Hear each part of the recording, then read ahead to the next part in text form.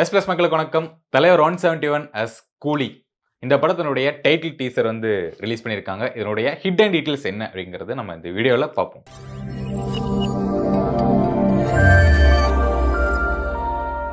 Video start பண்ணனும் ஒரு 3 நிமிஷத்துக்கு போகுது இந்த டைட்டில் டீசர் வந்து. ஓப்பனிங் ஷாட்டே வந்து ஒரு ஃபேக்டரி வந்து காமிக்கிறாங்க. இந்த தங்க வாட்ச், தங்கத்துல செஞ்ச சிலைகள் எல்லாமே வச்சிருக்காங்க.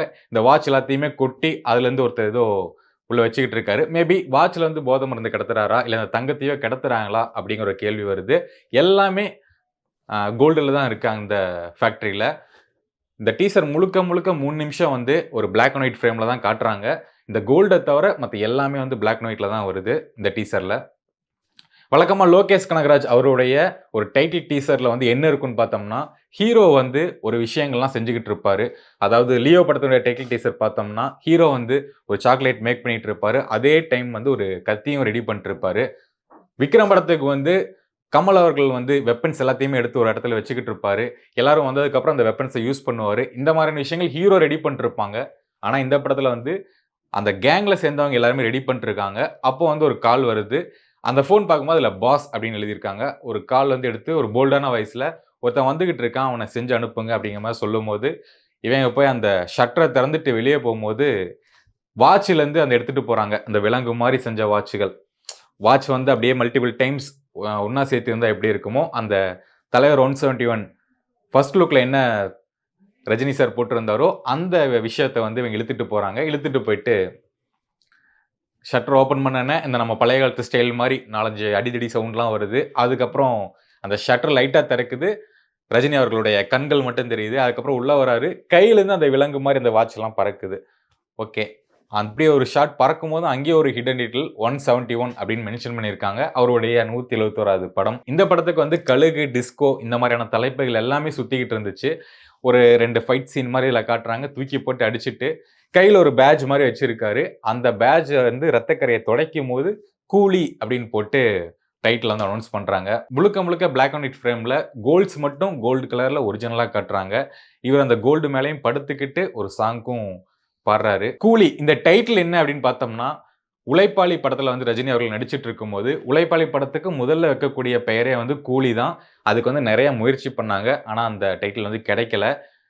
பி.வாசு அவர்கள் வந்து சரத்குமார் வச்சு கூலி அப்படின்னு ஒரு படத்த எடுத்திருக்காரு. ஸோ சரத்குமார் படத்துடைய டைட்டில்லாம் எடுத்து நீங்க இங்க யூஸ் பண்றீங்களா? சரத்குமார் படத்தோட டைட்டில்லாம் கேட்கிற அளவுக்கு ரஜினிகாந்த் ஆயிட்டாரா? அப்படிங்கிற அளவுக்குலாம் மீம்ஸ்லாம் வரும். ஸோ இத ஃபர்ஸ்ட் கிளாரிஃபிகேஷன் பண்ணிடுறேன். இந்த டைட்டில் வந்து ஆக்சுவலா வந்து அவர் தான் ஃபர்ஸ்ட் வந்து அப்பீல் பண்ணி கேட்டிருக்கும்போது, அது கிடைக்காம போயிருச்சு. ஸோ சம்வேர் இங்க வந்து கூலி அப்படின்னு முடிஞ்சிருக்கு. ஓகே. அவருடைய டைட்டில் செலக்ஷன் எல்லாமே வந்து சிங்கிள் வேர்ட்ஸா இருக்கும். இது வந்து பல வருஷமா அதான் ஃபாலோ பண்ணிக்கிட்டு வந்துட்டுருக்காரு. பாபா, சிவாஜி, எந்திரன், தர்பார், அண்ணாத்த இந்த எல்லா படங்களுக்கும் சிங்கிள் வேர்ட் கேட்சியா என்ன இருக்கோ அததான் டைட்டிலா வைப்பாரு. இதுக்கு வந்து கூலி அப்படின்னு வச்சிருக்காங்க. இத பார்த்துட்டு நெறைய பேர் வந்து கொஞ்சம் அட்ராக்டிவா இல்ல அப்படிங்கிற மாரி சொல்றாங்க. ஆனா கூலி வந்து ஒரு பவர்ஃபுல் டைட்டில் தான். படம் ரிலீஸ் ஆகும்போது எல்லாத்துக்கும் தெரியும் அப்படின்னு நினைக்கிறேன். ஓகே. இதுல லோகேஷ் கனகராஜ் என்ன பண்ணியிருக்காரு அப்படின்னு பார்க்கும்போது, ரஜினிகாந்த் அவர்கள வந்து முழுக்க மாத்தியிருக்காரு. ஒரு செயின் போட வச்சிருக்காரு அவர. அவருடைய ஹேர் ஸ்டைல் வந்து மாறி இருக்கு. கையில காப்பு, ஒரு டெனிம் ஷர்ட் வந்து போட்டிருக்காரு. ஒரு ரொம்ப சின்ன பையன் அப்படின்னு இல்லாம, ஒரு மிடில் ஏஜ்டு மேன். அதாவது ஒரு 30 to 40 அந்த கேரக்டர்ல இருக்கக்கூடிய ஒரு ஆளா வந்து இவரு வராரு. நல்ல பாடி வந்து ஸ்டிஃப்பா வச்சு ஒரு பேக் ஷாட் காட்டுறாங்க. அதுக்கப்புறம் அந்த கண்களுடைய ஷாட். லோகேஷுடைய ஒரு ஐகானிக் ஸ்டைல் அவருடைய டைட்டில் அனவுன்ஸ்மென்ட் வீடியோ எப்படி இருக்குன்னு பார்த்தீங்கன்னா, ஆக்சுவலி டைட்டில் அனவுன்ஸ்மென்ட் வீடியோங்கிறதையே வந்து லோகேஷ் அவர்கள் தான் கிரியேட் பண்ணாரு. அதுக்கு முன்னாடி நெறைய படங்கள் பண்ணியிருந்தாலுமே, ஓகே நான் ஒரு படம் எடுக்க போறேன் அப்படின்னா, அதுக்கு ஃபர்ஸ்ட் லுக் விடுவேன். டைட்டில் வந்து ரிவீல் பண்ணவே மாட்டேன். டைட்டில் லுக்குக்கு வந்து ஒரு வீடியோ போட்டு தான் ரிவீல் பண்ணுவேன். அந்த படத்துடைய பேர சொல்லுவேன். அதுக்கு ஒரு பிஜிஎம் போடுவேன்ட்டு அத கிரியேட் பண்ணது வந்து லோகேஷ் கனகராஜ் அவர்கள் தான். விக்ரம்க்கு அதே தான் பண்ணாரு. லியோ படத்துக்கு பண்ணாரு. இப்போ சேம் பேட்டர்ன் தான் கூலி படத்துக்கும். இதுல எல்லாத்துலயுமே சிமிலரா இருக்க ஒரு விஷயம் என்ன அப்படின்னு பார்த்தோம்னா, ஒரு லாங் ஷாட்ல ஒரு வீடு காட்டுவாரு. அந்த வீட்டுக்குள்ள போகும்போது ஹீரோ வந்து ஒரு பேக் ஷாட்ல காட்டுவாங்க. விக்ரம் படத்திலயும் ஒரு ஷாட்ல வந்து கமலஹாசன் அவர்களுடைய கண்ணு வந்து ஒரு க்ளோஸ் அப் போயிட்டு வரும். லியோவுடைய டீசர்லயும் விஜய் அவருடைய கண் ஒரு க்ளோஸ் அப்ல போகும். இதுலயும் வந்து ரஜினிகாந்துடைய கண்கள் தான் ஃபர்ஸ்ட் ஷாட்டே ஒரு க்ளோஸ் அப்ல காட்டுறாங்க. ஸோ இது வந்து லோகேஷ் அவர்களுடைய ஒரு ஐகானிக் ஸ்டைல் அப்படின்னு தான் சொல்லணும். ஒரு லாங் ஷாட்ல ஒரு வீடு, அதுக்கப்புறம் பேக் ஷாட்ல வந்து ஹீரோவ காட்டுறாங்க. அதுக்கப்புறம் அவங்க ஐஸோட க்ளோஸ் அப் ஷாட். ஓகே. இதுதான் லோகேஷோட ஐகானிக் ஸ்டைல். இந்த 3 படத்துலயுமே வந்து ஹீரோ வந்து காப்பு போட்ட மாதிரி ஒரு சீனு, அதுக்கு ஒரு க்ளோஸப் வந்து காட்டிடுறாங்க. இது என்ன டிஸ்கோ அப்படின்னா என்ன? இது ஏன் ட்ரெண்ட் ஆச்சு அப்படின்னு கேட்டீங்கன்னா, நாளை மா நாளை மாலை 6 மணி முதல் டிஸ்கோ அப்படின்னு லோகேஷ் வந்து போட்டிருந்தாரு. ஸோ படத்துக்கு வந்து டிஸ்கோ தான் பேரு அப்படின்னு நினைக்கும்போது, அங்க தான் ஒரு ட்விஸ்ட்டு. அனிருத் அவர்களுடைய பிஜிஎம் தான் டிஸ்கோ அப்படிங்கிறது.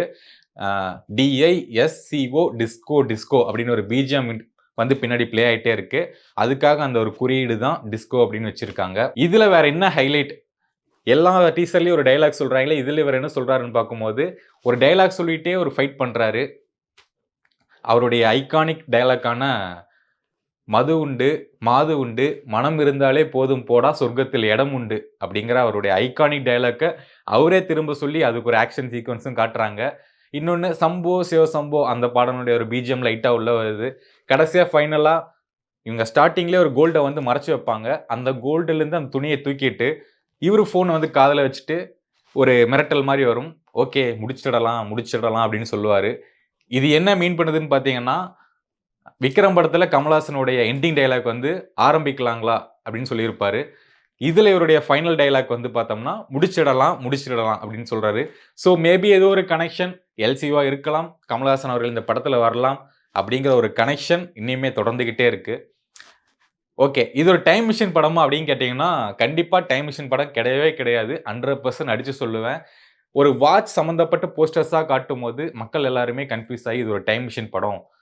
இவரு வந்து டைம் மிஷின்ல போய் வந்து ஒரு விஷயத்த சாதிப்பாரு அப்படின்லாம் இவங்களா ஒரு கதைய கிரியேட் பண்ணிட்டாங்க.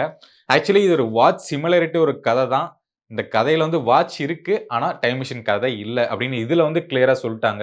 கைதி படத்துல எப்படி ஒரு ட்ரக்ஸ் வந்து மெயின் கேரக்டரா இருந்துச்சோ, அ லியோ படத்துல எப்படி சாக்லேட் ஃபேக்டரி ஒரு மெயின் கேரக்டரா இருந்துச்சோ, இந்த மாரி இதுல ஒரு வாட்ச் வந்து ஒரு மெயின் கேரக்டரா ப்ளே பண்ண போகுது.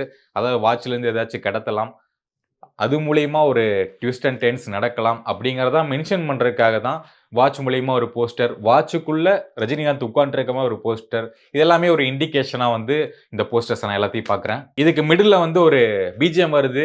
சூப்பர் ஸ்டார் ரஜினிகாந்த் அந்த டைட்டில் கார்டு. இது வந்து நம்ம எப்பவுமே ஒரு விஷயம் தான். அன்றும் இன்றும் என்றும் சூப்பர் ஸ்டார் அப்படிங்கிற மாரி, அன்றும் இன்றும் என்றும் அந்த தேவா சார் போட்ட அந்த பிஜிஎம் தான். அந்த டான் டடான் அந்த பிஜிஎம் வரும். அது வந்து இங்க கொஞ்சம் மிஸ் ஆகுதோ அப்படின்னு கலந்த சில வருஷமா ஒரு ஃபீலிங் இருக்கு. அனிருத் அப்படி இப்படி மாத்தி மாத்தி போடுறாரு. ஆனா அது கொஞ்சம் சாட்டிஸ்ஃபை ஆக மாட்டேங்குது. மத்தபடி இந்த டீசர்ல பிஜிஎம் வந்து ஓகேஷா இருந்துச்சு அப்படின்னு தான் சொல்லலாம். இந்த படத்துக்கு ஆரம்பத்துல இருந்து சைலன்ட்டா ஒரு ஹிடன் டீட்டெயில் சொல்லிட்டே இருக்காங்க. சூப்பர் ஸ்டார் ரஜினி நடிக்கிறாரு. லோகேஷ் டைரக்ஷன். அனிருத்தோட மியூசிக்கல். இத தாண்டி ஆக்ஷன் வந்து அன்பறிவு அப்படிங்கிறத வந்து எல்லா போஸ்ட்லயும் மென்ஷன் பண்றாங்க. வேற யாருடைய பேரே இல்ல. இவங்க 4 பேத்துடைய பேர் தான் வந்து ரிப்பீட்ல வந்துட்டு இருக்கு. ஓகே. அப்ப இந்த படத்துல ஆக்ஷன் எந்த அளவு முக்கியம் அப்படிங்கிறதையும் இந்த டீசர்லயே காமிச்சுட்டாங்க. ஓப்பனிங் ஷாட்டே வந்து ஆக்ஷன் தான்.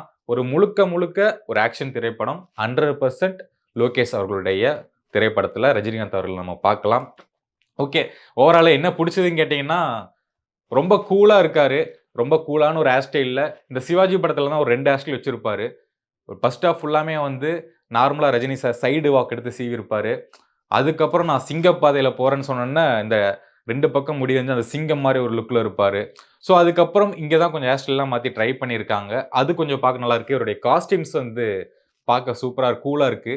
பிளாக் அண்ட் ஒயிட்ல என்ன பார்த்தேன் அப்படின்னு கேட்டீங்கன்னா, எஸ் இது கலர்ல வரும்போது இவருடைய காஸ்டியூம்ஸ் வந்து பெருசா பேசப்படும். லோகேஷ் வந்து ஆல்ரெடி சொல்ட்டாரு. இது 100% என்னுடைய மூவி அப்படின்னு சொல்லிட்டாரு. ஸோ அதில என்னென்ன ஹிடன் டீடெயில்ஸ் இருக்கு. நான் சொன்னத தவிர வேற ஏதாவது இருந்ததுன்னா, கீழ இருக்க கமெண்ட் பாக்ஸ்ல வந்து கமெண்ட் பண்ணுங்க. கமல்ஹாசனுக்கு வந்து ஆரம்பிக்கலாங்களா? இங்க வந்து முடிச்சிடலாம்.